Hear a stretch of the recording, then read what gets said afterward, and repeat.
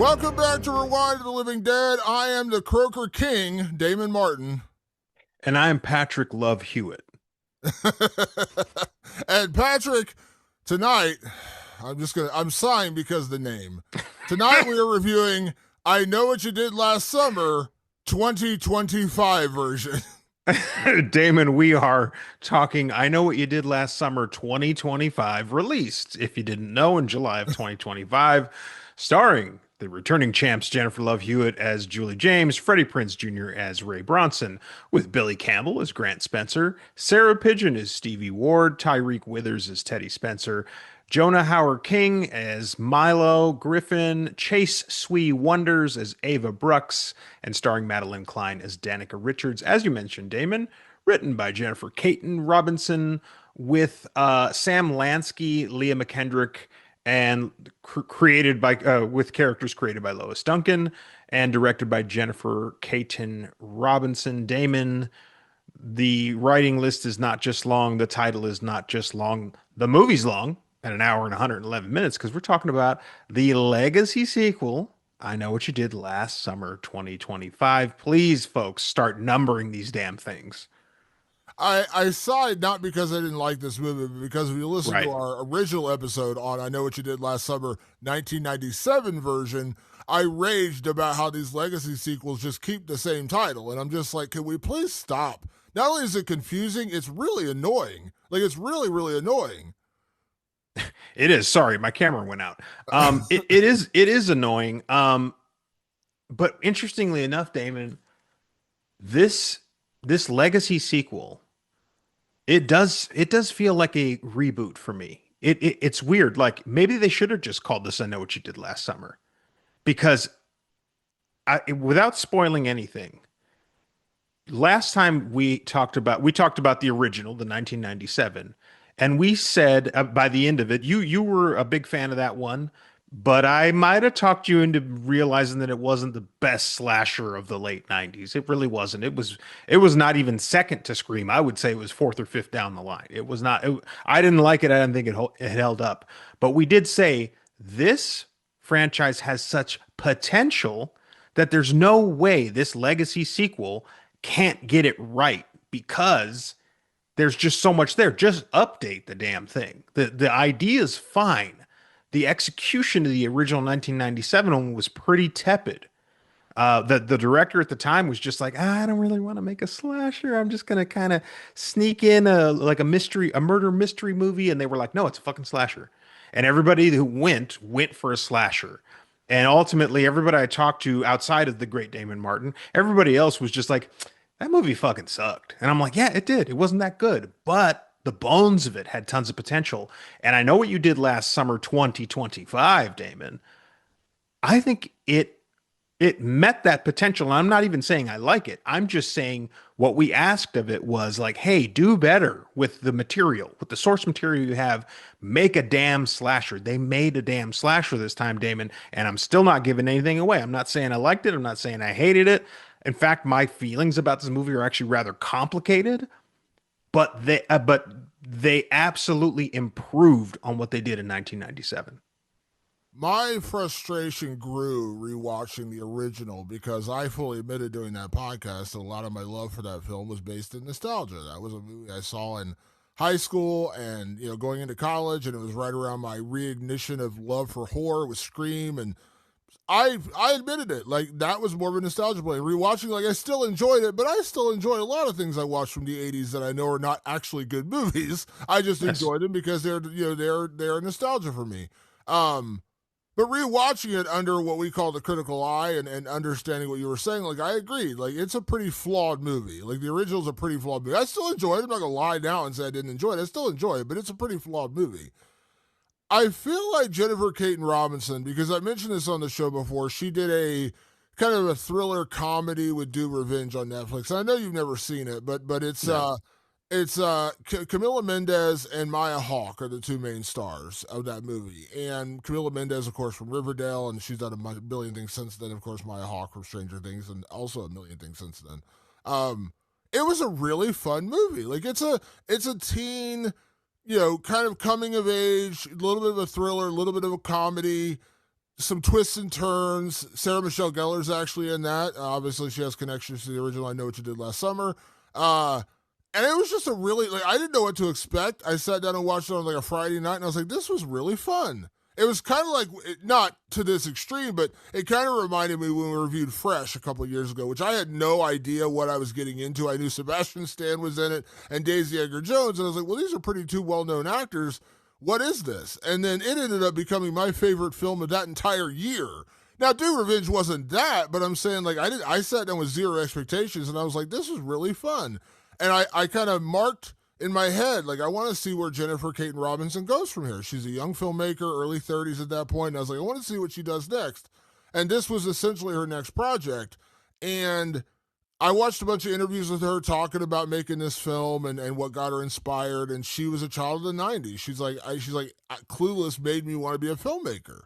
And I was like, I get that. Like, her style is, she's like, she has a little bit of comedy, a little tinge of comedy, but she kind of gets the thriller, the horror elements of this. And unlike, and I'm sorry, I'm throwing him under the bus here, unlike old Jim Gillespie with the first one, I almost feel like Jennifer Caton Robinson was me in a way. Like, she saw the original and she's like, I enjoyed it, but, she's a little younger than us, but not much. And she's like, I saw the potential, what it should have been, but old Jim Gillespie's like, we can't have blood. We can't have a slasher. We can't have, what are you doing, dude? What are you making here? Like, what kind of movie do you think you're making? And as we said in that podcast, not to rehash it, but the studio's the ones who were like, you got to put some blood and gore in here, man. Like, you got to kill a couple people and, like, show something. He's like, all right, I'll do it. Or he has a Scottish accent. I don't want to ruin it, but yeah, he basically said that. I wish you would. And he's like, I'm not going to do it. And they made him do it. And so the little tiny bit of blood you get, and I Know What You Did Last Summer, came from the studio saying, dude, we got to put some kills in here. I feel like Jennifer Caton Robinson watched that movie and had a similar feeling as me. I enjoyed it. I enjoyed the actors who were in it. I enjoyed the concept, nostalgia play. I was a teenager when I saw it, but it could have been so much better. And I feel like the mistakes of that movie, she went above and beyond trying to fix this movie. Now, did it all work? We'll talk more about how it all worked, and especially in spoilers with like some of the plot twists and things that I don't want to ruin before that.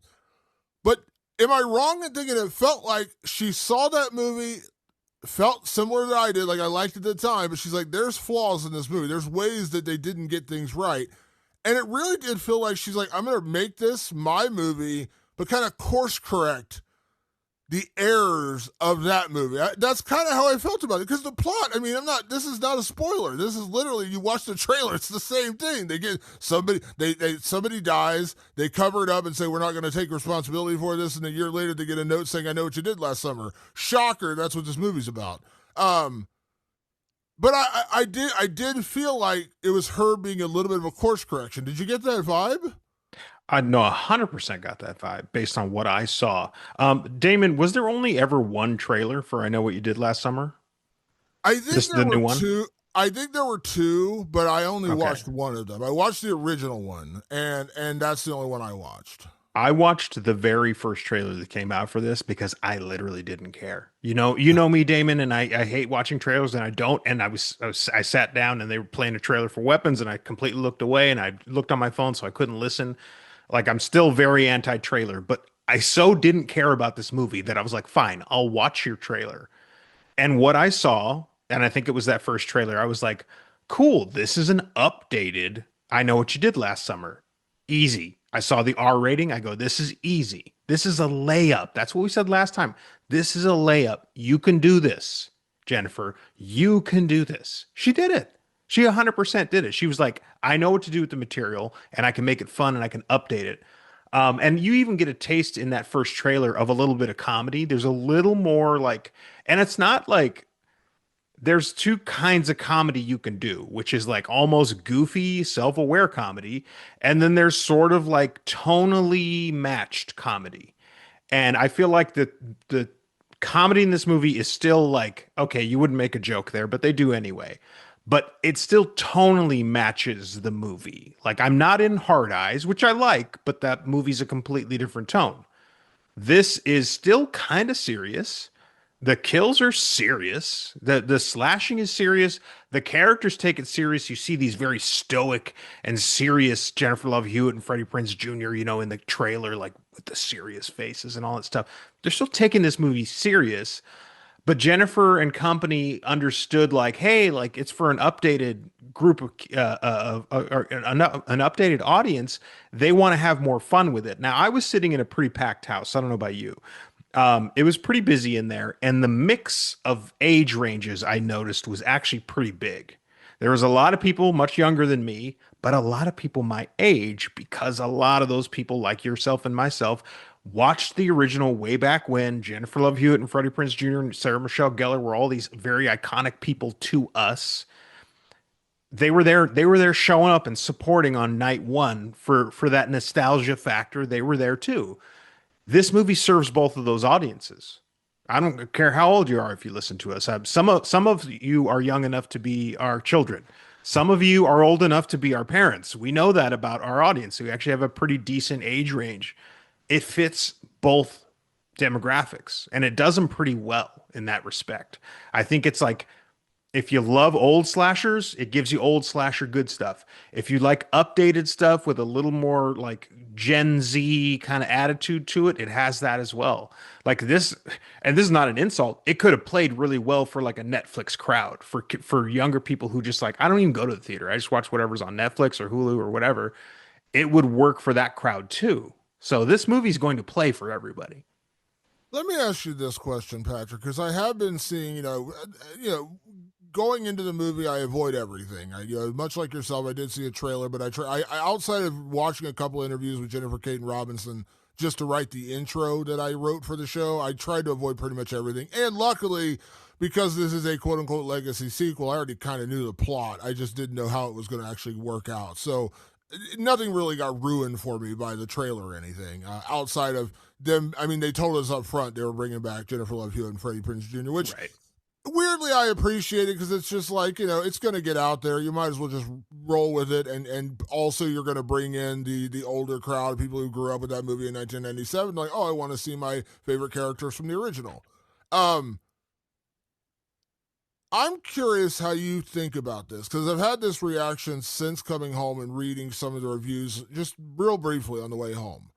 What I've noticed, vast majority, and I don't, I'm not a big Rotten Tomatoes guy. Sorry, Rotten Tomatoes, which is not a big guy on that. But I did Yeah. read some reviews, and all the reviews generally had a similar tone, which is nostalgia, going back to the slasher, but not reinventing the wheel, and I just wasn't all that impressed. Even some of our friends, I'm not going to mention names, but people I watched on Horror Talk, they're like, just kind of retread, has slasher, blah, blah, blah. Here's my question, Patrick. Has the slasher genre died? Have we gotten too sophisticated for just a fun, old-fashioned slasher? Because Hard Eyes was a movie you and I really enjoyed. And I've seen a lot of positive reviews, but there were a lot of negative reviews for that movie too. It's like a love or hate movie. Yeah. Like there were a lot of people who were like, I hated that movie. I really did not Right. like it. It was not what. So, and I'm not. By the way, I mean like overwhelmingly, just to like put this in terms, like overwhelmingly, the vast majority of people who saw Bring Her Back loved it. Like everyone's like, that's one of my top 3 movies of the year. And you know me, I really didn't like it. I'm like the outlier. Yeah, and I loved it. on that Yeah. on that crowd. I'm like, I really didn't like it. My point is like slashers, it kind of feels like what I've noticed over these last few years, far more critical. Like it feels like, I'm just wondering, like, is the slasher genre dying? Because it feels like there's way more criticism launched at, like, we launched criticism at Founders Day, we launched criticism at Prom Street or the Fear Street Prom Queen. Those were just bad movies. But we've given pretty positive reviews to Hard Eyes and some other recent slashers. Even Until Dawn, which we admitted wasn't a great movie, but it was a good slasher. But I think most people didn't like it, actually. I think we were kind of in the camp of it was okay. I've seen a lot of people be like, this is the worst movie of the year. Like, that's how much they hate Until Dawn. Yeah. Is the slasher genre dying, or is it already dead? Like, it kind of feels like that to me. That's oddly prophetic of you, Damon, because I really was thinking about this while I watched this movie. I go, this movie's perfectly serviceable for people that grew up on slashers. Like if you grew up on a slasher like Damon and I did, this is a movie for you. If you love slashers, we know Damon loves slashers. I love slashers. This is how we grew up. But even myself, I sat there and going, I sat there going, like, this is not sophisticated, not because the movie's not sophisticated, but because the template of the slasher is very, I think it's of a bygone era. It's kind of an unsophisticated. It would almost be like having like a teen sex romp movie now. Like you could make one. I'd be very curious to see what Gen Z did with like a sex romp movie, but like it's just from some other era. Like we just don't do that anymore. And I do wonder if slashers as a template are kind of going by the wayside, and what you really need and why I loved Hard Eyes is there's a real story there that is sort of completely separate from the slasher itself. Like it's almost like that's why I think it worked so much for me is because I think I was so into like the will they won't they character stuff that like the kills were just a bonus. But clearly a lot of people didn't like Hard Eyes. Clearly a lot of people were like, I hated that movie. Like pick a lane. And I'm like, it was funny. It's like I think what it did is it poked a bunch of holes in the slasher template. That's what Hard Eyes was doing. It was going, what if instead of just being a slasher, what if it was a romantic comedy, and you know it like a funny romantic comedy? I should say that's redundant. Sorry, like a rom com and a slasher, and that sort of helped break it up a little bit for me. I think if it would have been a straight up slasher, I would have been like, this is getting boring. But for some people, it was boring because it was a slasher. And I was like, well, shit, like I don't know what to do with people anymore. And that's not a complaint. That's not saying, oh, the kids these days, nothing like that. What it's saying is like audiences are more sophisticated than slashers ever were. Don't complicate a slasher. They're not complicated. That boy, we've been sitting on and waiting very desperately for a Friday the 13th remake for a long time now. Going on, I don't know, 15, 20, 15 years or something, 6, 17 years. 2009, so 16 years. Yeah, 2009. 16 years we've been waiting. And you go, man, like maybe a new Friday the 13th won't work. Like just try to do it. I mean, they're going to, by the way. We're about to start getting Friday the 13th stuff coming. We have Camp Crystal Lake, which is about Pamela Voorhees, and it's being pitched as sort of a Dexter style show. And you go, okay, well, that's so different than Friday the 13th. That's like completely different and for reasons. But then the new Jason's coming and they're, you know, like, I really don't know if it's going to work. Look at Halloween Ends. Okay. Let's not ever again, please. We might have to. But like even that Halloween trilogy, we really love 2018, and I'm surprised that as time goes on, less and less people are like kind to 2018. But it was pretty much a straight up slasher if you really think about it. And then Halloween Kills was like batshit weird, but it was very 80s, and it divided everybody. And then forget about it, everybody. Halloween Ends is either you love it or hate it, and boy, the love it crowd is very small and very fervent, but pretty much everybody else is like, wow, that sucked. I just think these things aren't working anymore. And I think you got a point. Like, and that's not to say this didn't work. As a slasher, it works. But is this going to be the breakout hit of the summer? For them, I hope it is. Like I'm rooting for them. Like I hope this is a great and huge success for them. But I gotta wonder, and when the lights came up and the credits were rolling, I don't know how your crowd was reacting, Damon, but mine was like, what the fuck? That was fucking weird. Like everybody, even though they had a smile on their face, were sort of like, that was kind of stupid. So my reaction to this movie, to get back to the actual review of this movie, then going back to our subject talking about maybe the death of slashers. When it was over, I was like, that was fun. I enjoyed it. That was my initial reaction. Like it was good. Like I enjoyed it. It was fun. And there's a plot twist in this movie that they got so right that it was like that in and of itself is going to make me give this movie a pretty positive review, because we talked about the original, how they went one step too far with the like trying to hide the identity of the killer. And Yeah. I am spoiling the 1997 version by the way, because if you're going to see this one, you've had to have seen the 1997 film, I'd hope.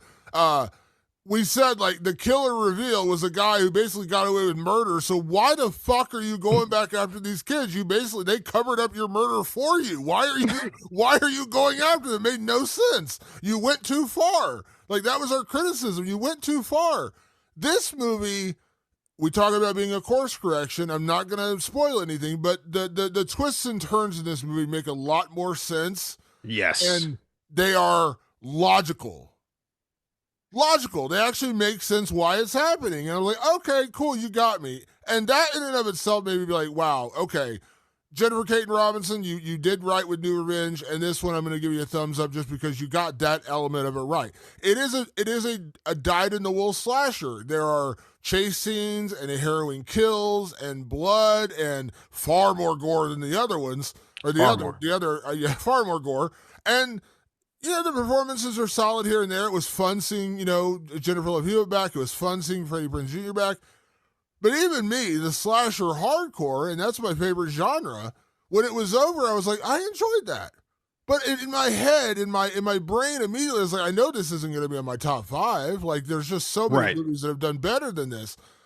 And that's what got me clicking in my head. Like, maybe I'm just like, I'm clinging on to the past, like a desperate clinging on, because it just feels like audiences have moved beyond slashers. And I think it also speaks a lot to where we're seeing, it's a weird comparison, but I feel like we're seeing that a lot with comic book movies now, why superhero movies are just petering out at the box office for the most part, because unless you're going to give me something different and original and fun and new, I've already seen Iron Man. I've seen Captain America. I've seen the really good ones. I've seen Winter Soldier, which I love. And I know you don't like Civil War, but like just the original movies. Like I loved Winter Soldier. That was my favorite Marvel movie for many years until Infinity War and Endgame came out.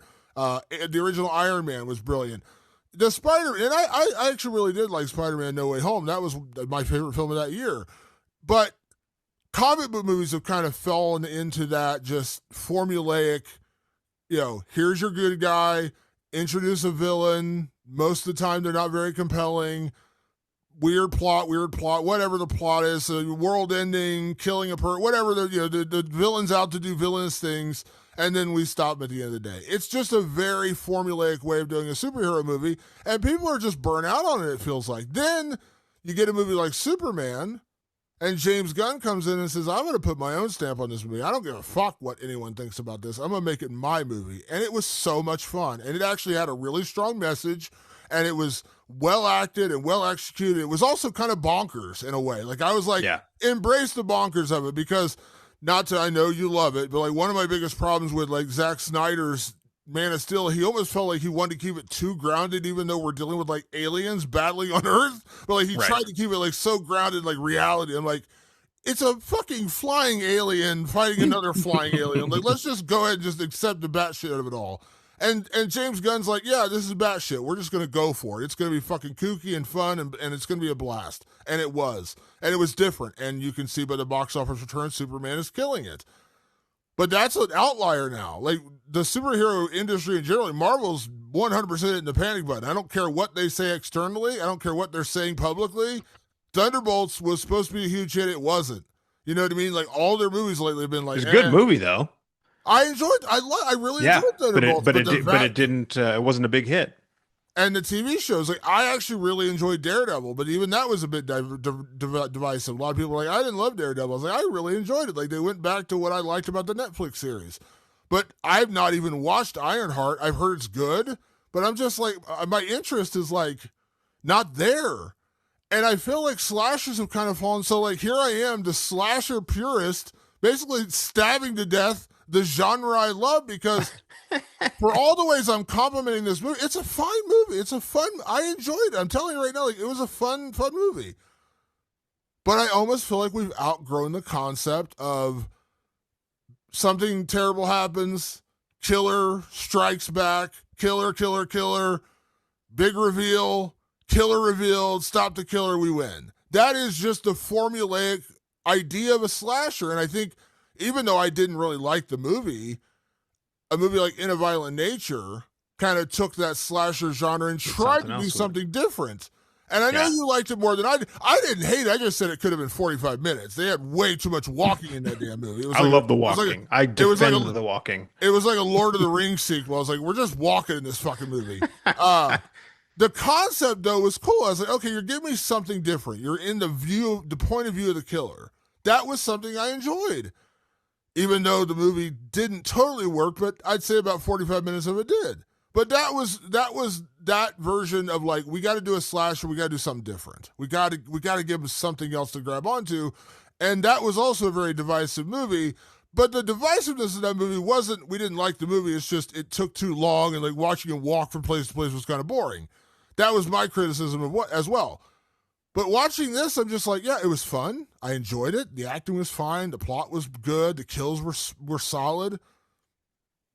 But am I going to rush out to rewatch this? Am I going to be like, oh, I got to see this in the theater a second time? Am I like fawning over it? Am I sitting here I'm sitting here like, as we're talking right now, am I sitting here with my Blu-ray copy of Sinners that we're talking on? I don't know that I will. Like, I've seen Sinners like 4 times now. Yeah. And I can watch it 4 more times, and I'd probably pick out something else I love about that movie. I cannot wait to watch 28 Years Later again. I know that's been a very divisive film as well, but you and I loved that film. I can't wait to watch it again. And I'm like genuinely excited for The Bone Temple because I actually really like Nia DaCosta, and I'm curious what they're going to do with that movie. I don't have, like, I'm telling you, I enjoyed I Know What You Did Last Summer, 2025. But I'm just like, yeah, but it's there. It's not going to be on my top list, and I don't know that I'm really like rushing out to revisit it. And that I think that says something. It does. I think the times they are changing. And it's funny enough. And even for us, even for horror guys and slashers that like love this thing. And I think Damon, I mean, I think it's time to get into spoilers because people are like, talk about the damn movie already. Trust me, it's almost all of its spoilers. And that's why we're not getting into it. If this movie had come out in 1997, this movie, we would be talking about it like it was fucking gold. It came out at a time when you needed that much in a slasher. They give it to you, but maybe its time is finally up. I don't know, Damon. I mean, listen, truth be told, yes, you and I are going to be watching slashers until the day we die. We already know that. Like and most horror fans are going to. But is it going to do business like it used to? I don't know anymore. I really don't. Yeah, I feel like, and this is me, the slasher purist, saying that I feel like the genre isn't giving us anything new, really. And this movie is a great example of something that should have worked better than it did. And what I mean by that is, like, this is as you said, this came out in 1997. And this was the original I Know What You Did Last Summer, which I know it can't be because there's elements that tie together the two movies. But yeah, I guess I guarantee if we just rewatched this one that we did the episode 2 weeks ago, you'd probably be giving it a much more positive review because like the twists and turns are good, the kills are solid, the character work is okay, all that's fine. But in 2025. Sad to say, it kind of feels like we've outgrown these movies a little bit from like fawning over them. I'm not saying you can't still enjoy them, but when I'm talking about movies that I'm like telling my friends about, like beyond, us telling each other stuff, when I tell other people, because I get questions all the time. I mean, I host a horror movie podcast. People tell me all the time, what's good, what's new. My boss at my other job tells me all the time, like, have you seen this? Like, is it any good? And I tell people all the time, oh, you got to see this, you got to see that, you need to see this. This movie's amazing. I'm not saying this is a bad movie at all. As I said, I've enjoyed it. But when people are like, would you go see it again, or would you recommend me seeing it? I'm like, I mean, like, I guess. that's not exactly a ringing endorsement. Yeah, I mean, I'd probably recommend this over Until Dawn. I would say that much, which... that should say something. We didn't love Until Dawn. I mean, I'm not here to praising Until Dawn. I'm just saying, I really like the kills in Until Dawn. I feel like we gave that a better review because of how many people just flat out hated that movie. We're like, I don't really understand why so many people hate this movie. Yeah, and I said, I go, for all its faults, it really delivered on kills. It just did. Like It I don't did. think anybody can argue that part of it. This is a more complete movie, a more full movie. Damon, I think we got to start talking spoilers, but I'll just say this right now. Our spoilers are brought to you by the Rewind of the Living Dead Patreon. It is live, it is available. $5 a month is all we're asking, and you get bonus podcasts that you can't get here, and you get early release and you get some other special things. Let's just put it that way. I'm already talking with our patrons. We already have quite a few signed up, and I talk with them all the time. That direct access helps them shape that experience, and that's just $5 a month. If you're a supporter of Rewind to the Living Dead, we'd love to have you over there. Join the Rotten Ones. And just to throw out one more bonus, if you go there, we are recording this podcast on a Thursday night. You and I saw I Know What You Did Last Summer within a couple hours of when we're recording this podcast. This podcast will be up within a couple of hours of us recording. We generally don't release the episodes until Tuesday night going into Wednesday, so we'll wait a couple of days later.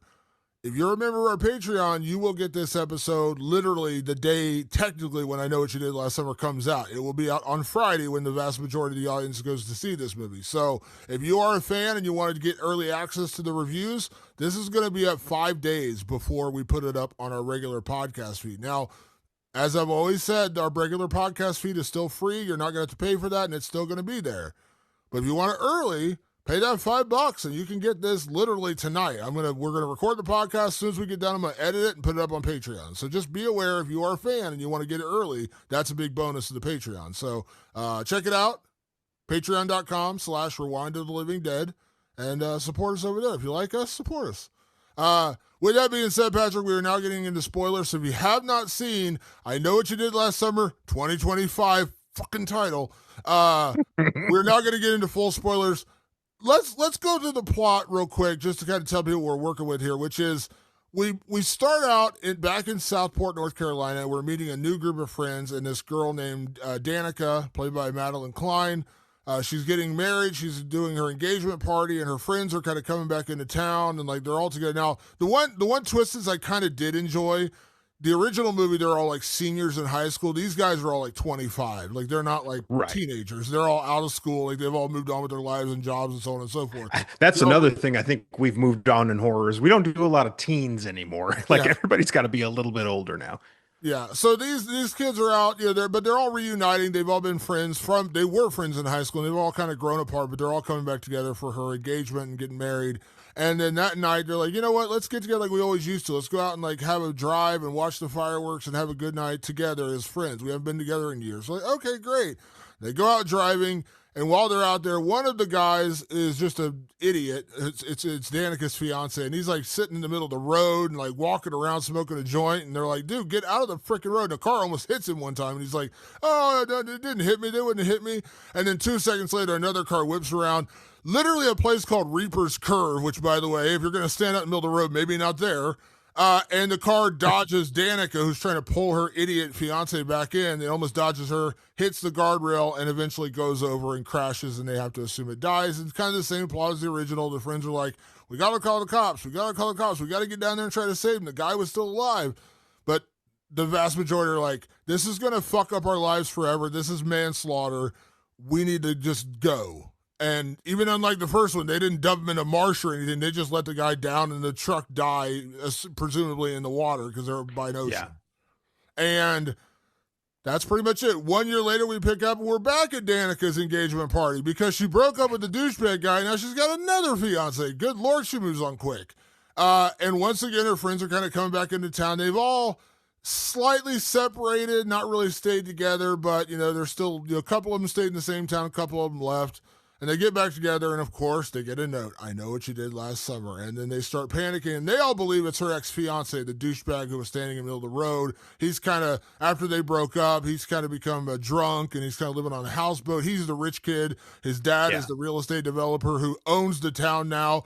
And nobody even talks about the 97 murders because this guy, her fiance's dad, bought up all the land, tried to renovate it, basically gentrified it, for lack of a better word, and tried to erase history. Like, this was never a bad town. This is a great place to live. And by the way, that shit does happen. If you don't think it Oh, doesn't, yeah. yeah.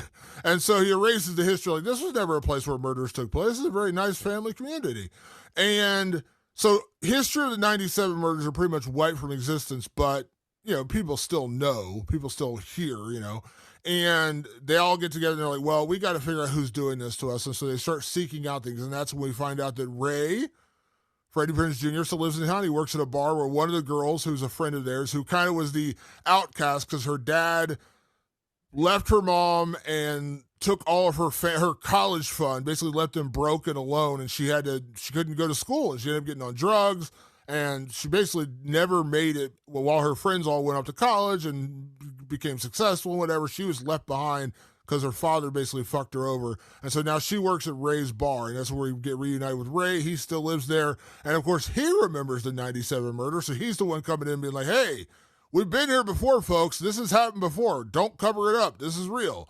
And then they also find out about Julie James, of course, Jennifer Love Hewitt's character. She is now a professor living like an hour outside of town, and they seek her out just to say, like, how did you survive this? What, like, this sounds so familiar to what you're going through. What should we be expecting? And long story short, murders happen, a bunch of people die, which, by the way, I want to throw this out there real quick. We are in spoilers. They started knocking off the inconsequential characters again first, and I was like, are we going to fucking do this again? I know. I was like, oh, we're not going to be killing the main people. Okay. But they did. They got around to it. They just took a little longer to get there. But once they got to it, a lot of the main characters did die. And then, dun, dun, dun, the big plot twist. There's two, I guess I should say. So again, we are in full spoilers. We find out that one of the girls, Stevie, she is the girl whose family has been wrecked by financial ruin, her dad leaving and everything. Come to find out that the kid who was driving the truck was a kid named Sam. And he had taken his brother's truck because he was trying to go find Stevie because he thought she had gotten on drugs again. The night that she went out with her friends, they convinced her, like, hey, come back out. We'll have a reminisce. We'll all get together and have a good time. She kind of was like, you fuckers just abandoned me like a year ago. Like, you didn't want anything to do with me, but okay, I guess I'll get back together. We'll all have a good night out. Sam, her boyfriend, got concerned and went driving to look for her, and he's the one who drove off the cliff and died. The truck belonged to his brother, who is a pastor. And they kind of make it seem like he's the killer because he has like basically a shrine to his brother in his office and like pictures and everything. But then that's when you find out that Stevie was in a relationship with the guy who went over in the truck. Now, she didn't realize at the time because he didn't have that car. It was his brother's car, but that's neither here nor there. So she's obviously feeling regret because her boyfriend died, basically her fault, and her friends covered it up and wouldn't let them like report it. So we come to find out Stevie is one of the killers. She has gone after and like killed her friends for not saving her boyfriend and letting him die, and also just not letting them confess to what happened. But we notice a lot of the kills are a lot more brutal than this girl is like 5'7", maybe like 90 pounds, 100 pounds, maybe. Like, there's no way she's been the hulking. Yeah, these are brutal kills, yeah. Yeah. So we're like, well, hold on now. There's no way. So they stop her, but then the big twist, Patrick. Dun, dun, dun. Ray Bronson, our original from the original I Know What You Did Last Summer. He's the one who orchestrated all this because Stevie came to him and he had said earlier in the movie, he's like, I promised your family I would take care of you after your dad left. She's basically a daughter to him, more or less. And he's the one who orchestrated all this, saying, hey, I remember what happened to us in 97. What if I take that same formula and exact revenge on these kids? And so Ray has been dressing up in the fisherman's slicker with the hook, with the giant, the gun, the spear gun, and he's been wiping out these people to take revenge for Stevie because these kids have made her life all miserable. Now, let me just say this right up front, Patrick. This is what I was talking about. When we criticized the original I Know What You Did Last Summer, the big plot twist of the dad, Mr. Willis, whatever his name was, I can't remember what his name was, Willis. Yeah. Ben Willis. Ben Willis, yeah. When we criticized that, we're like, you went one step too far. Because Ben would have just gotten away with murder. He killed the guy who got into a car accident with his daughter, and even though the guy wasn't at fault, it was just an accident, but he's like, fuck this kid. He got in a car and my daughter died. He killed the kid and got away with it.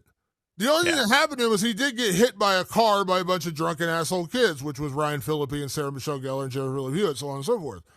We said you went too far because in reality, like, not only is this dumb that like Ben is trying to seek revenge on them, but he got away with murder. Why are you going after the kids who they thought they killed the kid? They thought the kid who took a dive over into the ocean was who they killed. That's actually who Ben Willis killed. So all he's doing is basically like, hey, I'm actually the one who killed this guy. Come find me. So it was the dumbest twist. We're like, why would you basically convict yourself of this murder when you got away with it?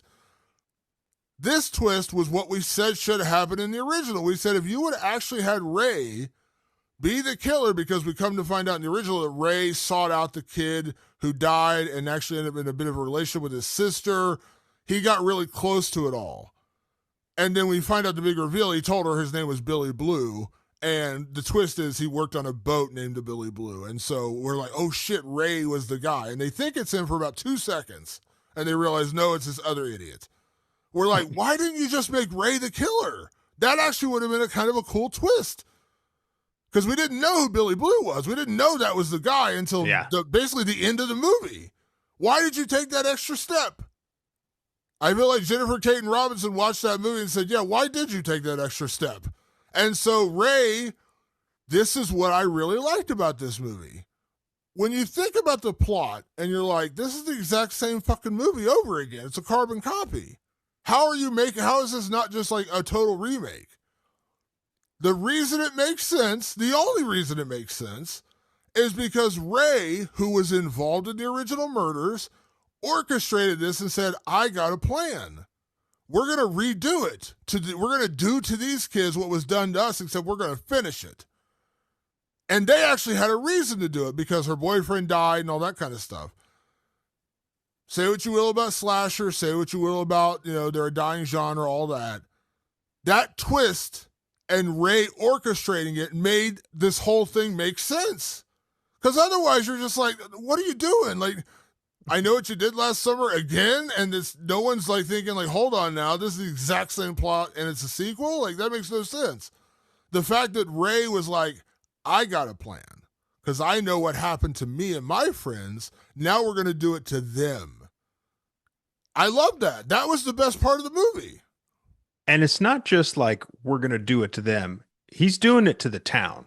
The town has painted over what happened to him. It ruined his life. And something that's very different about the original movie is that when you come back to these people a year later, none of them are right. It screwed Ray over. He was a kid from the wrong side of the tracks who had a shot, but that changed everything. And then he just went back to working on the docks. It really screwed with Julie. Like, it kind of messed her up for a full year. Like, they were screwed with Sarah Michelle Gellar's character, Helen, right? I think. Yeah, Helen. Yeah. Like, it just screwed with all of them. These kids a year later were pretty much fine, which was so weird to me. Like, Ava and Danica are the ones that seem to try to be getting on with their life when you meet back up with them. Like, Ava seems kind of happy and kind of like, okay. Like, they're hanging out at Danica's new engagement party with the new beau, and now Stevie's like almost Danica's assistant basically, and she went from like working a catering job to now just like living the high life, so like her life improved. And you're like, okay, so her life improved. Danica's just, shacking up with a new guy who seems to even be more wealthy, or at least as wealthy. Like, she seems to be doing fine. Ava doesn't even seem to be that bothered by what happened. Like, not really. But when the killing starts, they have to react. And then they do. They do react. What tripped me out is they went to Julie, Jennifer Love Hewitt's character, and what she said was so funny to me. I go, boy, she hasn't learned a fucking thing in 20 some years. She goes, she doesn't say, hey, go to the police and tell them exactly what happened. Tell them, because we should have done that, and they never do that. A big complaint I had about the old ones was like, they just kind of double down on lying. And even in the end, they're like, how about we just lie some more? And basically Jennifer Love Hewitt says, just go get revenge on these fuckers. And I was like, don't tell the cops, don't tell the FBI, don't tell nobody, just go get revenge on this fucker. And I was like, that's so fucking weird. To be fair, because she does now. While they didn't they didn't tell the cops everything in the original one. The cops did kind of like, you're lying, because we talked about like when they killed Ryan Phillippe's character, they just dragged him out. They couldn't find a body, and they couldn't find bodies. So like the cops just didn't believe them. So Jennifer Love Hewitt was like, they didn't believe me. And then this time, she knows the history of what happened at Southport after she left. They all covered it up, and now the cop, the chief of police, is in the pocket of the big realtor in town. So like he basically covers it up too. He's like, oh no. Like when the first murder happens, like, oh no, it was a random act. Yeah, but Julie didn't know any of that. Julie's but some other place. Ava tells her that. She's like, the Right. cops aren't help. The cops aren't going to help us because they're paid off, basically, for lack of a better way of saying it. Right. So yeah. She does acknowledge it. Yeah. You're right what she says, but at the same time, like they basically tell you right up front, like the cops are shithills in this movie. Right, but it's like, yeah, go to the FBI. There's a serial killer out there. Like, it's so funny that she just doubles down on like, yep, still don't tell anybody what you did. Like it was really weird. But when I think about Ray's like, it ruined my life, and now it ruined this girl Stevie's life, who I'm here to take care of. I'm tired of letting people ruin our lives. We're the people from the wrong side of the tracks. We're the outcasts in this wealthy, well-to-do place. And I'm sick of it. And they're going to pay. They're just going to, like, he was done. It broke him, is what happened. The fact that it happened again to somebody under his care broke him. And he decided, fuck it. We revenge on this one. Like, that's what I'm going to do. I'm going to revenge, and I'm going to get everybody. And it turned out, I mean, I don't remember if any of this, if this was the case in the sequel, but at one point, Ray and Julie were married. Yeah. I think that happened outside of the movies, right? Yeah, they were. So at the end of the first one, they're together. Then they're not together at the beginning of the second one. And then Ray comes in and kind of helps saves the day in the second one to save Julie and her friends. They're on an island, and he kind of comes in. So they don't really intimate they're back together, but they do mention like they got married and got divorced. They really don't like each other now. Like they constantly make jabs like, that night was the worst thing that happened to me. Actually, no, it was marrying you. Like that's how much they hate each other. And I will say, the trauma of it all, because we talk about like how trauma is like candy to horror films lately, and like it does get a little repetitive at points when you just overlay trauma as like this huge trigger in these movies. I heard this a lot with Halloween, and I heard this with a lot of the Scream movies when they're like, at what point are you just going to turn Laurie into a killer? At what point are you going to turn Sidney into a killer? Because you go through this much trauma. Like, it's not just that it affects you mentally, but it almost breaks you in a way. And so you kind of expect that person to take on the persona of what happened to them. And it hasn't really happened in those movies. Sorry, I'm spoiling Halloween and Scream sequels, that Sidney doesn't become a killer and Laurie never becomes a killer. But in what we like so much about Halloween 2018 is it did show how much trauma affected Laurie, which I actually thought they did a really good job of that in Halloween H2O2. That movie doesn't get enough credit for how good it is. But in 2018, they show like that incident, that one night in 1978 totally fucked her for life. Like, Laurie has never been the same. And if you really think about it, yeah. Like, yeah, it makes sense. I think about True Detective, the first season, greatest season of television history. In that show, I'm not going to give you the whole plot, but cops rescue two kids who have been just horrifically abused. One kid dies or has been dead. They rescued the other one. The girl she's catatonic basically for the rest of her life. And that's when she's like, when they find her, she's like, what, 6 or 7?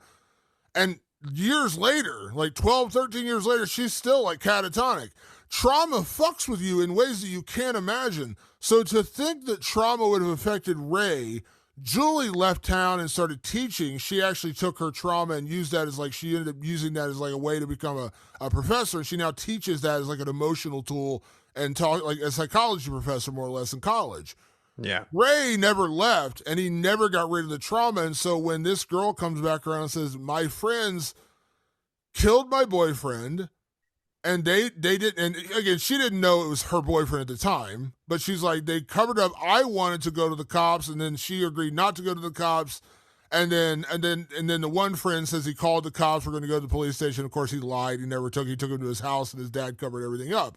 Then she finds out it's her boyfriend. She's like, these fuckers took everything away. Like, we should have gone down and saved him. And Ray's like, you know what? I got an idea.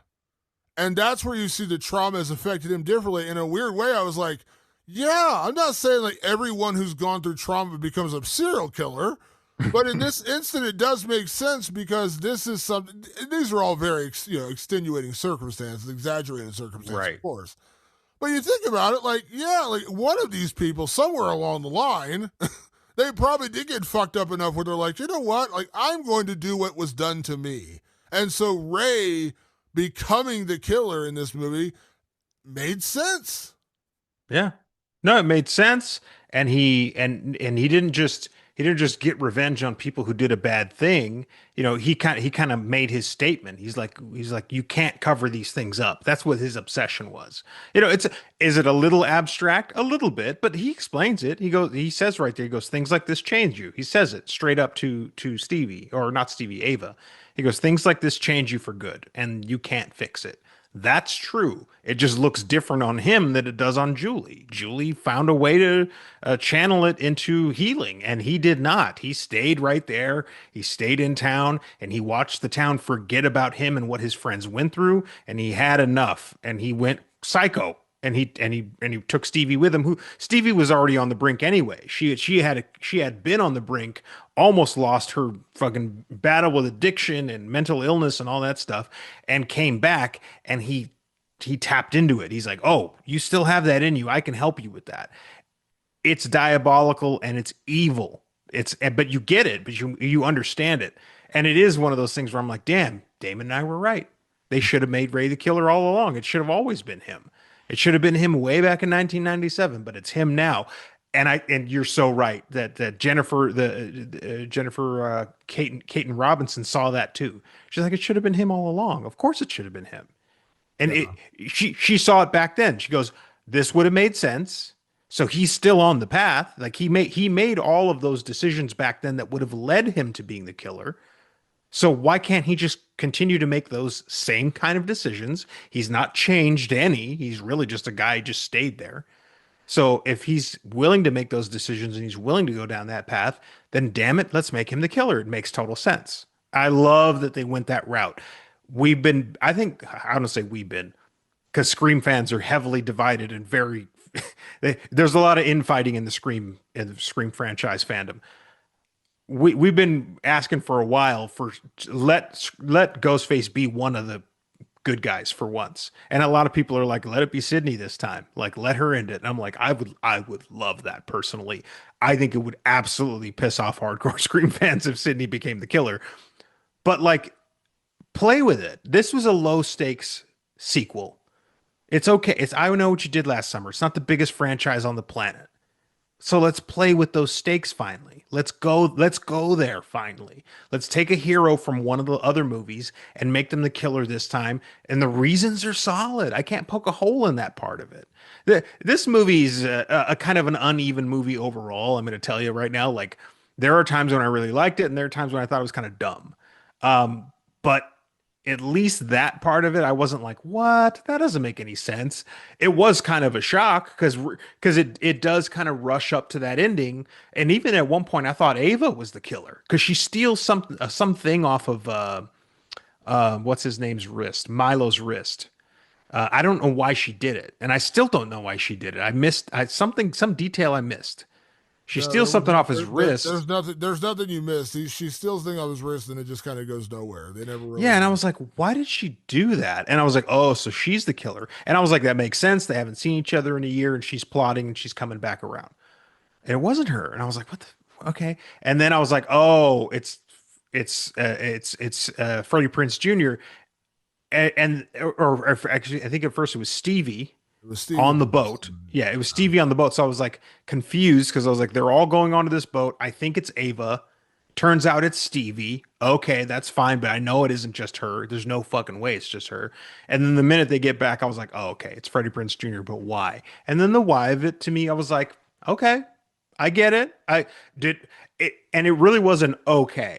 It wasn't like, oh, wow, genius. It was just like, okay, like I get it. It makes sense. That's fine. Like, no harm, no foul here. No foul on the play. I see what you guys did here. It all makes sense. I'm kind of satisfied with it. The bigger problem I have with this movie, Damon, which I think we have just given people the plot at this point, is this movie's so weirdly balanced. I could not tell whose movie this was. I didn't know if it was Danica's movie or if it was Ava's movie or if it was Jennifer Love Hewitt's movie or if it was Ray's movie or Stevie's movie. That's not necessarily a bad thing because I think they're trying to do the Kevin Williams thing where they're like giving the characters enough time to breathe and doing their thing. But it was like there was like four storylines in this movie. They're all connected and they're all moving towards the same thing, so it's not hard to follow. It's just like who am I with? And in the end there, I was like, I guess it's really Danica and Ava's story, but it's weirdly weighted where I was like, it still does, I still don't. And even in the end, like they literally share the end of the movie. So I Yeah. was like, it's their movie, but they were separated for a year and they came back together and it was still sort of like buddy buddy, like, oh, I haven't seen you in a year, like, oh, like I see you every year at Comic-Con. It's kind of like that. And I was like, what the fuck? That part of the movie kind of really bothered me, which is I feel like this movie didn't know who to be with. And that permeated the whole thing. So I've heaped a lot of praise on the plot twist and the killer reveal, and I stand by that. I think that was one of the coolest twists of this movie, and probably the best part of this movie was like, oh, you finally got it right. What we said it should happen in '97, you got it right in Yeah. 2025. Now that sounds like I just love this movie, and that's not the case because what you're talking about is absolutely true. First off, 100%, there's no lead. Yeah. I kind It of really isn't. like I kind of lean towards Ava because they do kind of stick with her a little bit more than anybody else. But the problem with Ava is that we don't really know her. They never Yeah. really give you any detail. Like the character development in this one is so rough. Like the characters aren't dislikable or even really likable. They're just kind of there. Yeah. We learn about Stevie's pain from her dad. You know, they tell the story about her dad abandoning her and taking her college fund, and she's kind of been left behind. And then her friends were basically shitheads to her because she became poor and broke. They all went up to college and forgot about her. So we kind of learned about Stevie. We learned that Danica is kind of a weird, like astrology, Mars and Venus are in retrospect or whatever the fuck that is. We learned a little bit about that, but that's more just like surface level. Like she's kind of Yeah. kooky, Love Island watching, whatever she's doing. Totally. She's a modern young woman. She really Yeah, feels like a modern young woman. Yeah. but surface level. Everything's very surface level. Her It is very fiance, surface. when we meet her first fiance, who is Teddy, he's just a rich kid's son, and he's very much a douchey rich kid's son. He's very much like my dad has all the money, he runs the town, so I kind of run the town. And then her second fiance, she moves on fucking fast. Her second fiance a year later looks like he literally got ripped out of a page of a Hollister catalog. Like they're just like, Right. hey, rolled up, cuffed up pants and a sweater vest and a shirt underneath it and curly hair. Yeah, he looks waspy. Let's throw him in here. Like literally, he literally looks like the preppiest. Like if you looked up prep in the dictionary, it was her second fiance. But Yeah. we don't learn anything about him because he ends up being the first victim. He ends up being the first guy killed. We learned and when we reintroduced to Ava a year later, she's coming in on a plane with this girl named Tyler, who is a true crime podcaster. She's coming in because she wants to do a podcast about the original 97 murders. That's nothing new. We've seen these kind of plots before. True crime podcasts are very much the rage. That's real. And we've seen these plots before where true crime podcasters become intricate to the plot. Now, it doesn't really in this movie. We just introduced her. She ends up being one of the first victims. But we see Ava and Tyler on the plane or in the bathroom out there, and they're like fucking in the bathroom. Yeah. So now Ava is bisexual, which is cool. That's fine because she also has a crush on Milo. We learned very early on that her and Milo were like always flirting with each other, but never got together.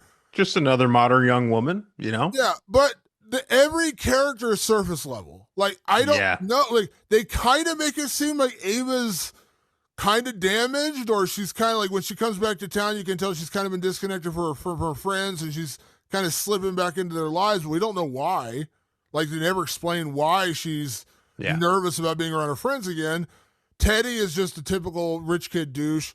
Danica's interesting, but kind of like weird interesting. But we don't learn anything about her. We just know that she really apparently can get Yeah. married on a whim.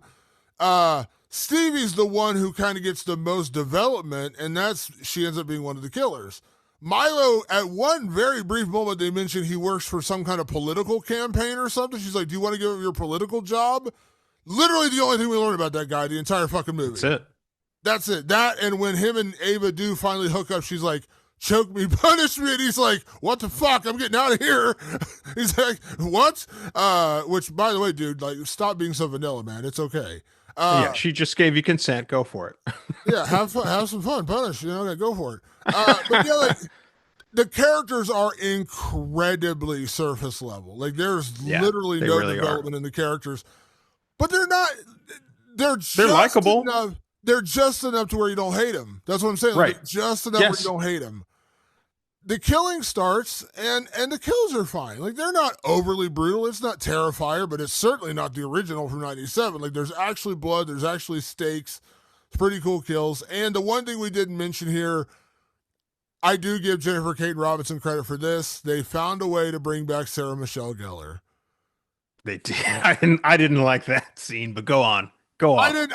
I didn't. It was pointless, really. But I was like, they had, because when I Know What You Did Last Summer came out, Jennifer Love Hewitt was the star, and rightfully she was the lead. We talk about who you're leading, but in the aftermath, in the years following, people loved Helen. People loved Sarah Michelle Gellar's character, but she got killed. And they're like, well, this isn't a supernatural slasher. We're not bringing her back from the dead. So they bring her back in a dream sequence, which, by the way, I say this all the time, Sarah Michelle Gellar does not fucking age. She looks exactly Damon, the same. she was de-aged in that scene. I mean, they had beauty work on her, which is very normal, by the way. I'm not criticizing her or anything like that. I'm just saying, like, they made her look like she was still 19 years old or whatever. They did not need to do a whole lot of Robert De Niro on her from yeah, this is not The Irishman. No.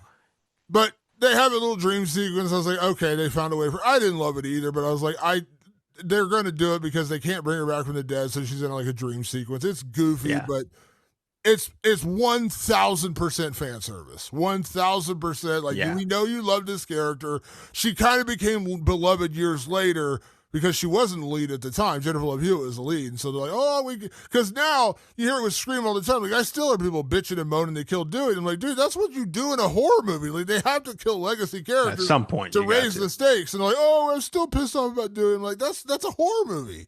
So it was cheesy, it was dumb, but it was total fan service. But she found a way to slip in Sarah Michelle Gellar there somehow. But the characters are all very surface level. Where this movie works is the plot and the twist and the actual reason, the motive for the killings and why it is and who it is. I didn't mind them bringing, like, Jennifer Love Hewitt coming back. She looked incredible. She was great, her little part, and then her discovering that Ray was the killer in a little bit of a broken heart way, like, you never recovered from this, and that was a good reveal, like her saying, like, I moved on in my life, you never did. Yeah. That was a cool little reveal. So, I mean, clearly there's things I liked about this movie, but the characters, the things that we generally were like, this is what ruined the movie, it kind of ruins it here too, because the characters are completely forgettable. Like, I'm telling you right now, like, I can't remember the characters' names. I remember Danica and Ava. I have to keep looking at my notes to remember the other characters. Yeah, I have my cheat sheet up. I don't fucking remember who any of these people are, and I certainly don't remember. Like, they were all surface level. Like, there's nothing hiding, lurking under the surface. And we were talking earlier about our slashers out of fashion. Well, the old slashers, you didn't get a ton of meat on the bones of the characters, even your favorite ones. Like I say, Nancy Thompson from Nightmare on Elm Street and Tina from Friday the 13th Part 7 are the ones you really understand what those characters are going through. Outside of that, the others are a little flimsier, or a lot flimsier, by the way. Some, like Friday the 13th, Jason Takes Manhattan. Tell me one character or what their story is. You have no fucking clue. They really beef all these things. That's sort of a problem here too.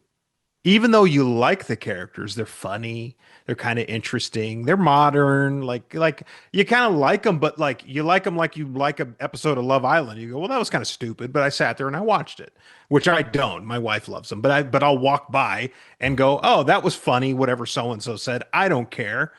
If you go ahead. I would rather take a hook to the face than watch Love Island. I'll say that right now. Just sorry, I had Yeah. to throw it out there. But it's just like you, but ultimately I don't care, right? I don't sit down to watch it. I'm just walking by or making eggs or something and it's on TV. That I think that's part of the old way. Part of the new way, and part of why I love Hard Eyes, and we talk about Hard Eyes, is that you're really into those characters. You're actually rooting for whatever they're after. They set up very clearly what their stakes are, what their goals are, what their obstacles are. This movie kind of threw all that to the side and just said, let's just get to a standard slasher template. And that leaves it feeling a little bit empty. Also, you mentioned the fan service. You mentioned the Sarah Michelle Gellar of it all. There's other stuff where it's just there's parts of the movie where I laughed and I don't think those were meant to be funny parts. And it was stuff where it was like, okay, the first time she meets Jennifer Love Hewitt, which you see in the trailer, Jennifer Love Hewitt comes in real close and goes, "What did you do last summer?" And I was like, "No." And then later on, it's like, what's the thing? What's the famous line? Like, Oh, what are you waiting for? Yeah. She does it, and they're talking, and I was like, this is literally like a scene in a comedy TV show showing a cheesy remake of I Know What You Did Last Summer is what a lot of that movie was like. I was like, no, this is how you make fun of this movie. But they did it in this movie, and I think it's on purpose, by the way, too. I do think it was like sort of tongue in cheek, a way to just sort of be like, don't you remember that? Don't you remember how funny it was? And that's bordering on self-aware. But I think they were trying to play it straight, and so it's kind of it was weird. This is an imbalanced movie. Long story short, it's a very imbalanced movie. That's why I know it's not making my top five. I can promise you, it's not making my top five this year. Maybe not even my top 10. Yeah, there's still a lot to go in this year, but odds are low that it's making my top 10 because it's kind of a messy. Not messy. No, not messy at all. Oversimplified sort of base level, sort of fan servicey, all that. The only thing they got right, you're right, was the plot. They you have to be careful with these movies, and I think when I saw the interviews with Jennifer Caden Robinson, she was clearly a fan, and there's certainly nothing wrong with that. I think Sure. you probably got a better movie out of this because she was a fan. But the danger in that Yes. also comes back to the other side with the fan service, with the Yeah. sticking in like in Ray's bar. There's a giant part of the sign of Billy Blue on the wall, and you see like there's so many homages, photos. They go to the grave site, they go to the graveyard, and you see Helen's grave, and you see Max's grave, and they're just name dropping like left and right, like things from '97 and moments from '97, and you have to be careful of that because then it just becomes like a greatest hits film. You're just like, oh, I'm just waiting for them to play "Don't Stop Believing" because it's coming. Like they're just Yeah. gonna play the hits. Like, have you seen those like TikTok videos or prank videos where like a significant other will be talking to their boyfriend, girlfriend, wife, husband, whatever, and they talk to them in quotes from songs, and the people don't know what the fuck they're talking about? Like, it's really funny. It kind of felt like that, when Jennifer Love Hewitt is standing in front of Freddie Prinze Jr. and she goes, "What are you waiting for?" And then she steps back and she goes, "What are you waiting for?" I was just like, I'm just a small town girl, but in a lonely world. Didn't it, you like, know, it reminded me of? It reminded me of Stab. Like yeah, from the Scream movies. Like it was very Stab. It's like this is kind of goofy, but like it's in the movie. It's not I making don't, fun of the movie. It's the movie, and I was like, that's I don't super even, I, weird. I don't even know you, and I dislike you already. That was the line from Stab, and they requote it in part four and everything. Yeah, it just felt like that. It felt like they were just doing greatest hits. They're like, hold on now. We got to stick that in there. We got to and there was and the Sarah Michelle Gellar of it all is the prime example of that. Just like, oh, and they went back to locations. Like they went back, like Shivers department store had been closed, but like the upstairs still looked kind of same. They had the mannequins. Yeah. It's just like so much fan service. Like, oh, I remember that. And I remember. There's a danger in that. Like you have to be careful of that. Yeah. Like when they made Scream 5, which was just called Scream, uh, there was fan service. They went back to Stu's house. They had things like that, but there were still modern updates in that movie as far as like things they were doing in that movie that were slightly different. Now I actually bumped up more against that one than I did Scream 6. I actually like Scream 6 better. But they tried to update it enough, and it wasn't just pure fan service. Like it just wasn't like there were cool moments like when you first meet Dewey again, when you first see Sydney again. There's cool, but they weren't just badgering you over the head with nostalgia. This movie, they got a mallet, a hammer, and a nail, and they're like, "What are you waiting for?" I mean, it is pure fan service is the problem. It was a way to go, well, let's just make this scene take place in a familiar place, like to do that. You can get away with it, and I think Scream did get away with fan service, but there's also a plot and other things that you're really like. I shouldn't even say plot, characters that you're really grabbing onto.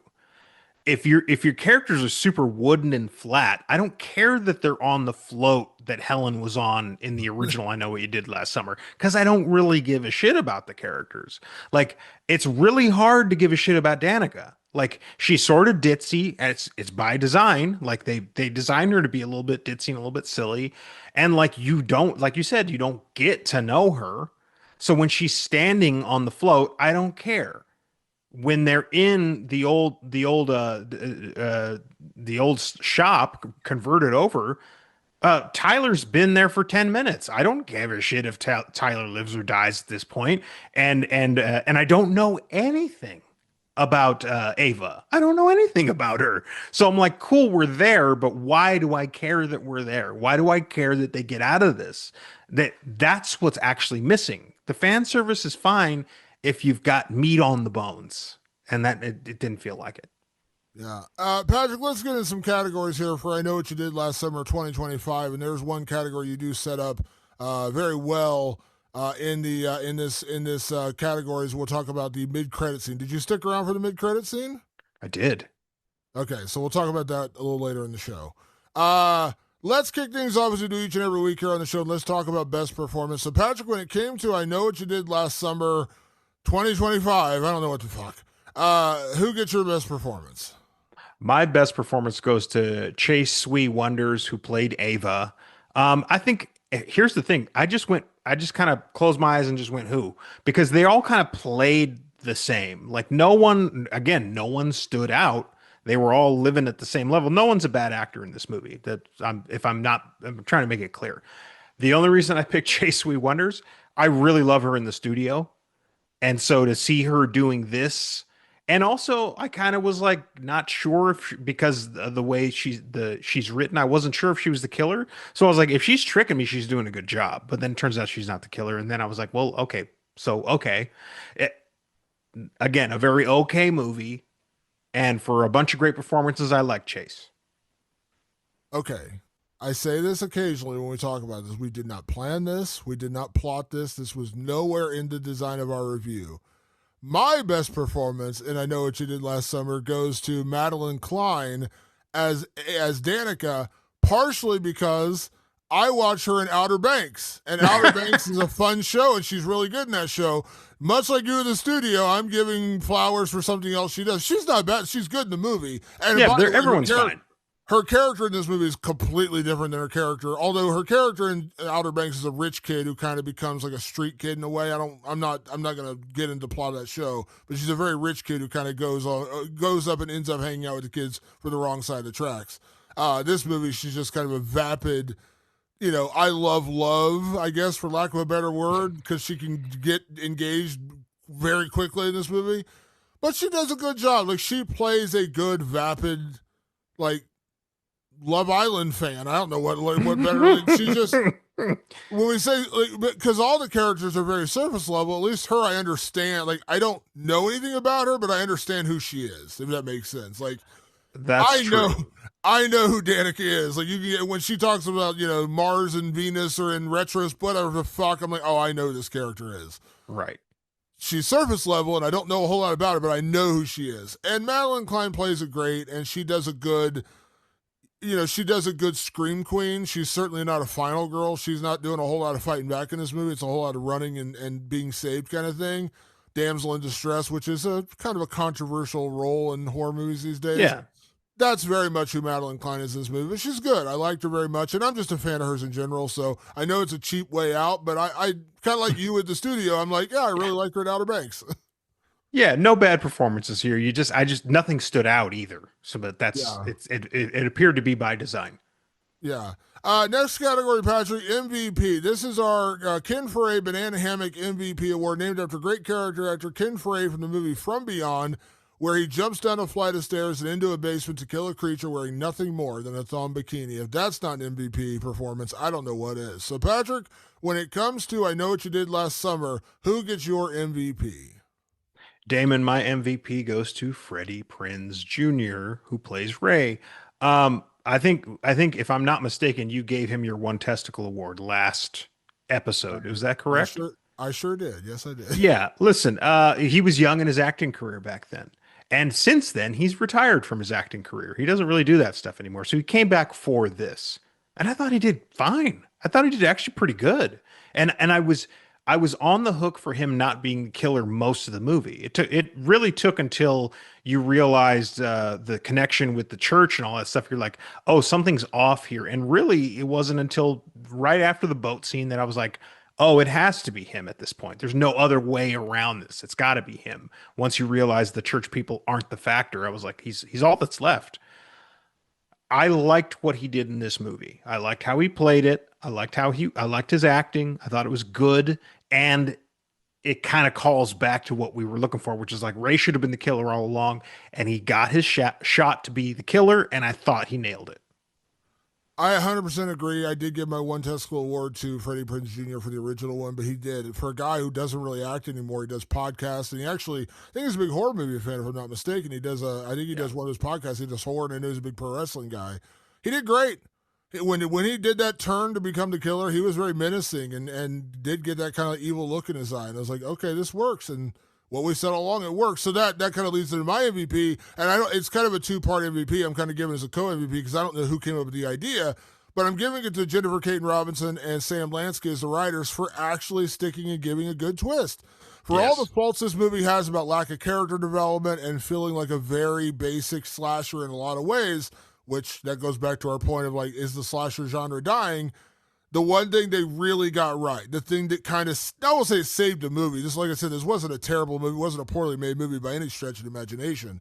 But the one thing that really put this over the top to went from like, it's there, it's a movie, it's a slasher, to, yeah, like there's at least one thing I can truly compliment about this movie. It's the plot twist, it's the killer reveal, it's the Ray of it all. And I'm like, you got it. You fixed what went wrong in the original, and you got it right this time. So I don't know which one of them, or if it's a collaborative effort, how Sure. they came up with it, but however they came up with like we got to make Ray the killer. Kudos, you get my award for this movie. Um, That would have been my only other MVP, honestly, and for the exact same reason for doing that. yeah, good job. Patrick, let's move on to our next category. Thank God we can actually talk about this with this movie. Best gore. There is actually gore in this movie, Patrick. So who gets your best gore in the new I Know What You Did Last Summer? Plenty of gore in this movie, so I could not pass it up this time because it was a huge complaint about the last time of just not going hard enough. I went for Teddy and his dad on the hooks on the dock like a damn tiger shark in the movie Jaws. They got their comeuppance finally because they were the masterminds behind the cover up of what they did last summer anyway. And so when the killer takes it out on them, he needs to make an example of them. And so what he does is they string them up like a couple of killed sharks, and they're literally twisted and mangled and hanging upside down on the dock like they just caught two sharks. I really dug it. It was super gory, it was super graphic, and I was just like, damn, see, that's what we were talking about. Like, just go for it. It's not like, again, not Terrifier level, but just like go hard once or twice in your damn movie. This movie goes hard in a few different directions, and that was my pick. My pick is actually sort of the same because my pick is actually when Grant Spencer gets killed. He's in his Yes. study, and the killer comes in and grabs him. You get a real nice close up of the hook going through his neck. Yeah, And it's a it's a good one. really gruesome close up. Like you see it very slowly pushing through. You hear him gurgling, and then it comes out the other side. And I was like, oh, that's pretty fucking gnarly. Because I love when they do the close up. Because in today's day and age, it's not hard to do a good effect of that. It's not, Kevin Bacon in 1980 with the arrow coming through his throat, but they can actually do it in a little different way. But it was just so gnarly and right up there, and the way they did the breathing and the gurgling and the way they just the slow pushing of the hook through the throat. I really like that, and that led to him being strung up like a fish on the dock. So kind of the same one, just mine was the earlier version of the hook going through the neck. Patrick, let's move on to our next category and let's talk about best kill because there are a lot of kills in this movie. They do kill a lot of people, and by the way, they actually do kill some of the central characters for once, unlike the other one. So, Patrick, what's your best kill in this one? Mine goes to actually a kill you see in the trailer, which is Wyatt. Wyatt is the second fiance of Danica. He gets harpooned and hooked. And what I loved about that was just right away to establish people are going to get killed in violent ways in this movie, which was the only thing that was really, or not the only thing, it was one of the big things that was terribly missed from the original. And I was like, hell yeah, you guys are going for it. And it started with a new weapon, which was that harpoon. I really liked that. I liked the harpoon going through him. And then he gets the hook. And they're both graphic, it's both hardcore. And I was just like, yeah, this is what we need. Like, set the tone with something like this. So there were actually there were a couple of pretty good kills like that, but my nervousness was they're doing the whole let's kill inconsequential characters again. And then Yes. my best kill is when they off Milo and they finally get to the main group. Milo is having that nervous reaction when Ava's like, hey, choke me, punish me. And he's like, oh, I like missionary sex. I can't do this. And he goes outside and he comes back in. He's looking. He's trying to get in the house. Very, very rich house. They have like automatic doors. Doors aren't working. And then the killer comes up from behind him, wraps a rope around his throat, and literally chokes him and breaks his neck. And it's super gnarly because like they see him pull in the air and choking and grabbing, and then you just hear, and then he's dead.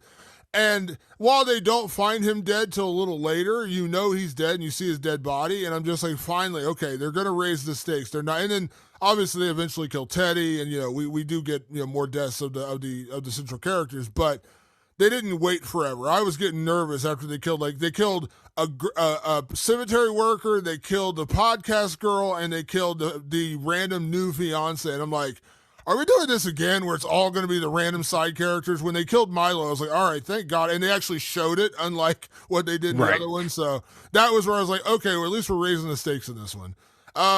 Patrick, next category, can we survive this horror film? So we're putting ourselves back in here. I kind of feel like it's the same answer as the last one. We're not going to be, so I certainly would not find myself, I'm not judging these characters. I'm just saying, I guess I'd be the podcast girl. That's the closest we get is her, and she's dead, so I guess we're dead. That's kind of how I see it. Like I don't think this group would want to hang out with us. Let's just put it that way. I'm not making a judgment call on them. I just don't think that we're their cup of tea particularly. And so yeah, I kind of put myself in the Tyler situation, but also Tyler was obnoxious, and I don't like the obnoxious podcaster trope. Not because I'm a horror podcaster. It's just kind of like who acts like that, I guess is my question. And maybe there are podcasters who do act like that. Like I don't know the true crime world. I have no idea if they really are out there acting like that. That's fucking obnoxious. So I'm like, yeah, I guess you got to go. So I guess we don't survive just based on that. It's like, oh, you're the podcaster in town, you got to go. We're inconsequential, we got to go. That's par for the course. Yeah, we're probably dead because we're not in the main group, and we're just kind of the side characters. And even though they do get to the main characters, we are still a side character. They do kill a lot of side characters, so we're definitely dead. To your point about the podcaster thing, by the way, I just want to throw this out there real quick. My normal day job, I work in journalism, and I'm a mixed martial arts journalist. I work in combat sports, and I have maintained incredible relationships with fighters from all the way to where they're like, world champions. Like I can still text, I'm not trying to name drop here, but like I still text a lot of like world championship level fighters, like, people who I'm, Max Holloway who's fighting, and people, I know these guys, and they're still really cool. And I love that about MMA is like, I still feel like it's a close knit community. But when I went to my first San Diego Comic-Con, I was credentialed as media. You go into these big round tables where they bring in the stars. And like, I was sitting like with Jamie Lee Curtis at one point, like 2 feet away from Jamie Lee Curtis conducting an interview. And a lot of times it's these round table interviews, like 6 or 7 of us around a table, and they'll bring in Jamie Lee Curtis, sit down, we'll all ask her questions. And I had such a bad experience at Comic-Con because so many of the reporters were like, oh God, I can't believe I have to interview this person, or I can't believe I'm here for this, or, oh, this show is so bad. Like they're acting like it's a fucking chore.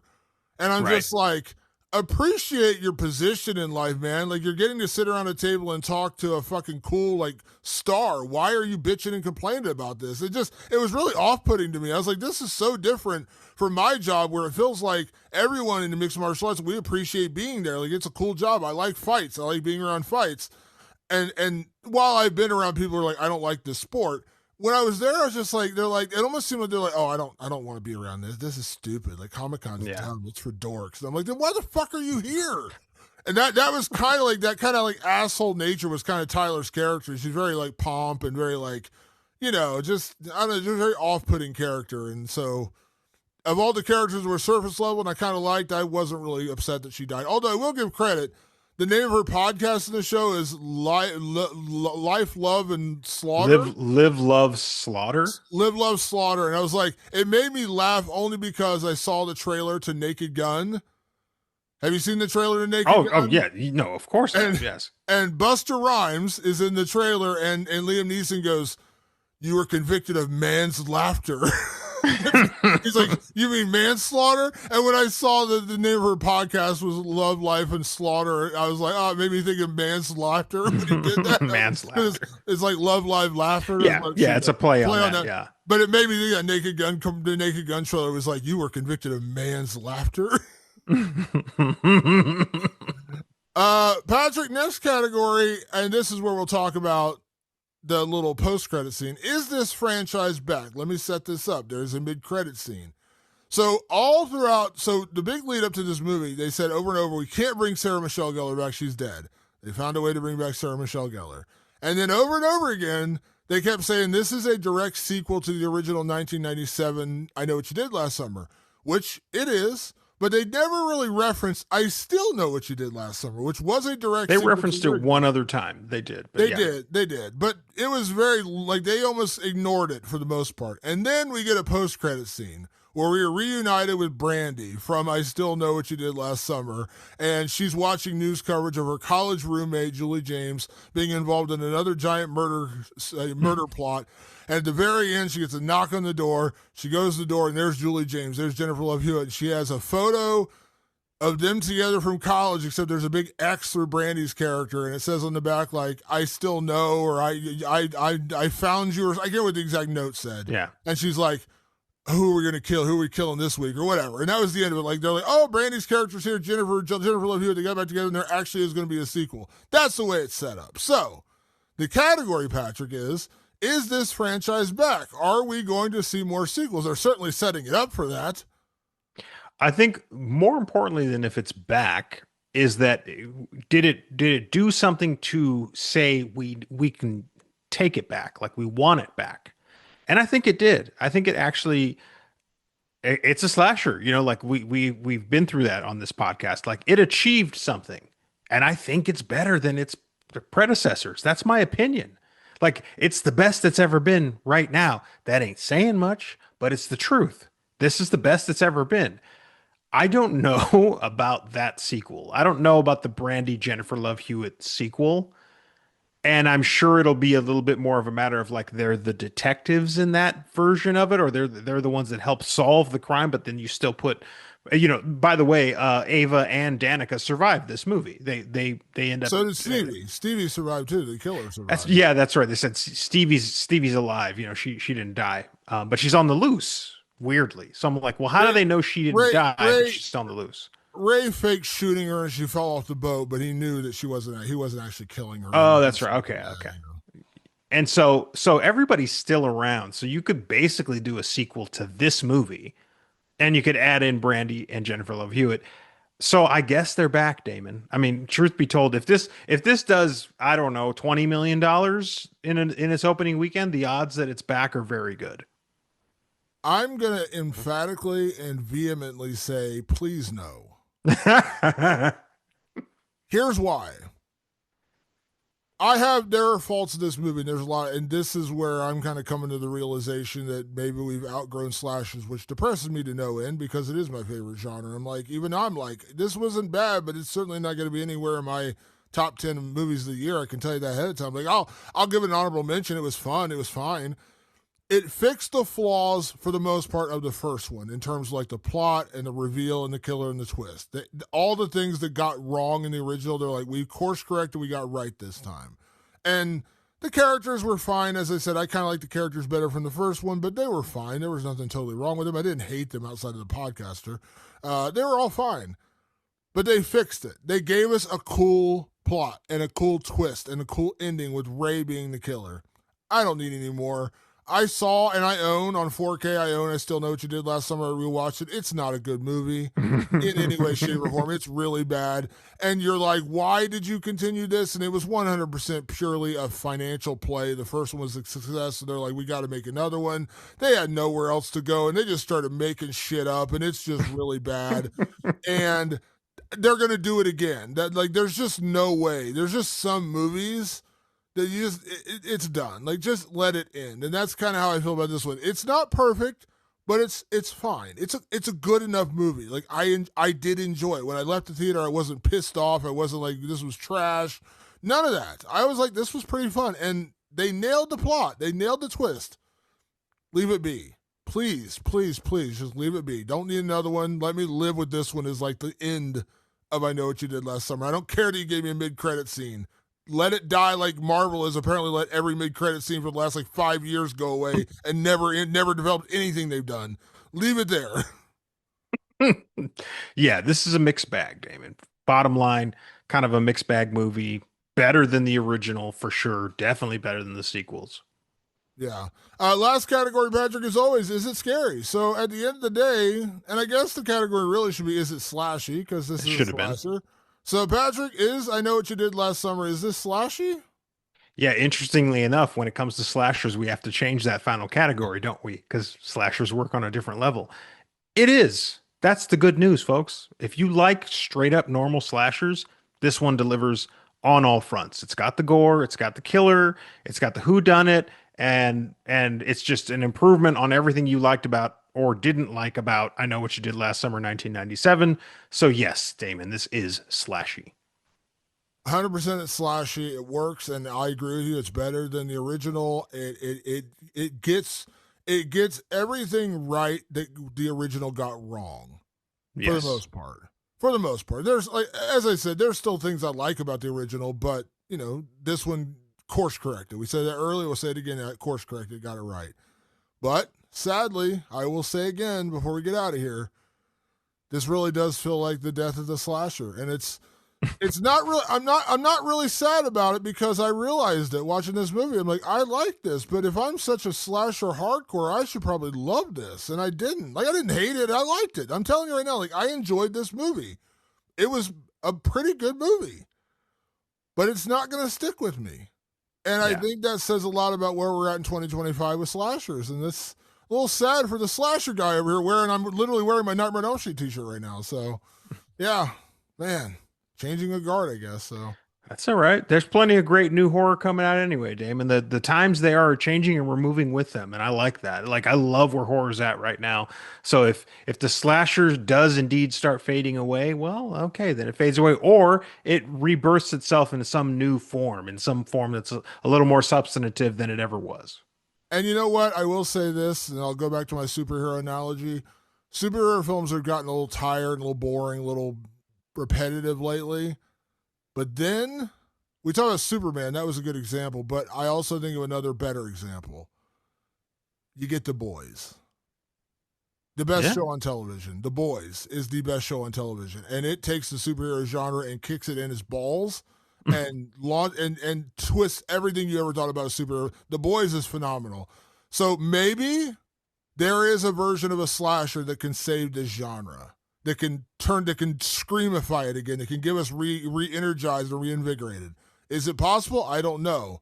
But I can tell you, as these slasher hardcore, I'm starting to etch a couple letters on the tombstone because I'm just not, it's not the same as it once was. It is really feeling nostalgia, and that's sad for me to say, but at least I can be honest enough and say it, Patrick. Well, we appreciate your honesty, Damon. Patrick, that's our episode for this week. Of course, we'll be back next week with another edition of the show. We got some more new movies coming up in the near future. Of course, Together, the big movie coming out with James Franco and Allison Brie. Dave Franco. Dave Franco. Yes. Not Dave James. Franco. Yes, his little brother, Dave Franco and Allison Brie, and that's been getting a lot of hype, so we'll have that one coming out. We also got Weapons coming out in August, so lots of movies coming out in the near future we'll be reviewing. As always, want to say a big thank you to everyone that tunes in the show. If you want to get this episode early, and maybe you're listening to it when we normally release it, we will release these early on patreon.com/rewind of the living dead. It's $5, not going to cost you. That's less than what you pay to go get Starbucks coffee at this point. I guarantee you that. $5 and you get all the episodes early, plus a lot of other cool shit, a lot of the cool bonuses on there, beyond just getting the episodes early. So patreon.com/rewind of the living dead. Make sure you check us out on all your favorite podcast platforms, Apple Podcasts, Spotify, and of course over on the website rewindofthelivingdead.com. And we also have a YouTube channel. We did a live stream over there. That video is actually still up. It's bigger than just our Jaws review. It's a whole bunch of other stuff. We had guests in, Q&A, all kinds of shit, so you can watch that. You can also watch the actual just Jaws portion of the show in a separate video. So check that out on our YouTube. You got questions, comments, movies you'd like us to review, hit us up anytime on email, rotlivingdead@gmail.com. That's rotlivingdead@gmail.com, or find us on social media. We are on Twitter/X.